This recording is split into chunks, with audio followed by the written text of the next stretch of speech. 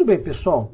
Sobre a conceituação do que seja terceirização, na nossa bibliografia, de autoria do professor João Amato Neto, ele diz o seguinte: o termo terceirização refere-se ao ato de transferir a responsabilidade por um determinado serviço de uma empresa para outra, que se denomina terceira. Interessante porque nós frisamos aqui transferir responsabilidade, porque essa transferência de responsabilidade ela está embutida no processo da terceirização. Sempre que nós transferimos a responsabilidade de uma tarefa que era nossa para alguém, é a nossa história, é a nossa imagem que também ficará mais exposta. Nós vamos ver isso um pouquinho mais à frente.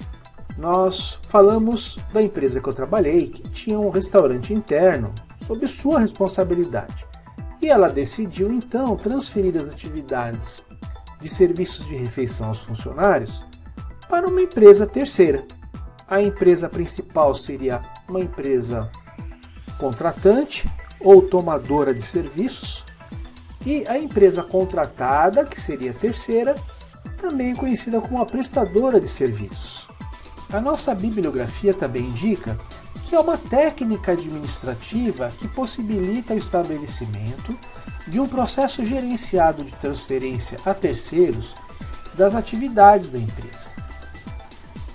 Então vamos imaginar uma grande empresa que tem uma linha de produção, por exemplo, e essa linha ela é responsável por fazer a pintura dos produtos. E ela decide então transferir todas as atividades dessa linha de produção para uma empresa externa.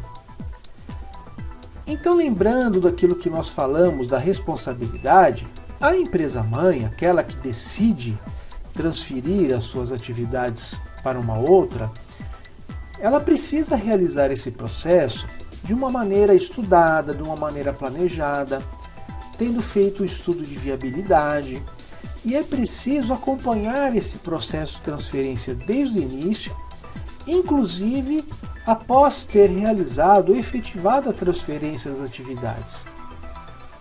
Porque não basta simplesmente transferir as atividades que eram da empresa para um terceiro. É importante controlar a sua qualidade. Outro conceito interessante é que a terceirização consiste em uma forma de contratação de um terceiro e não de trabalhador de certa empresa. E essa colocação feita pelo professor João Amato Neto, ela é muito importante até sob o ponto de vista legal, porque quando se contrata um terceiro para trabalhar na nossa empresa, por exemplo, ele não será o nosso empregado, ele não terá uma ligação hierárquica com a nossa empresa. Ele é um trabalhador de uma empresa terceira. Portanto, a relação entre a empresa mãe, a empresa contratante ou a tomadora de serviços, que são a mesma coisa, e a empresa contratada, que é a prestadora de serviços, está aí a relação de terceirização entre empresas, e não entre uma empresa e o trabalhador da empresa terceirizada. Mais à frente, na situação da legislação, nós vamos ver um pouquinho mais esse tópico porque ele é muito importante.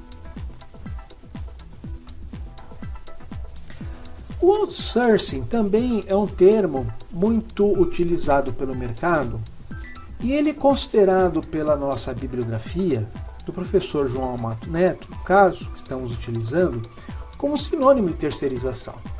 É uma modalidade de terceirização.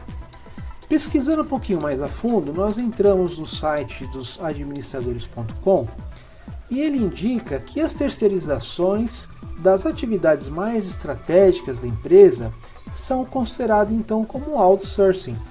Por exemplo, o marketing, o planejamento estratégico, recursos humanos, tecnologia e informação, que são ligadas mais diretamente à estratégia da empresa. Eu estive numa empresa no interior de São Paulo ano passado e eles tinham contratado recentemente uma empresa de consultoria para realizar o planejamento estratégico de sua empresa. Portanto, isso é um processo de outsourcing, dentro dessa definição que nós vimos. O planejamento estratégico é uma atividade intrínseca às atividades da empresa.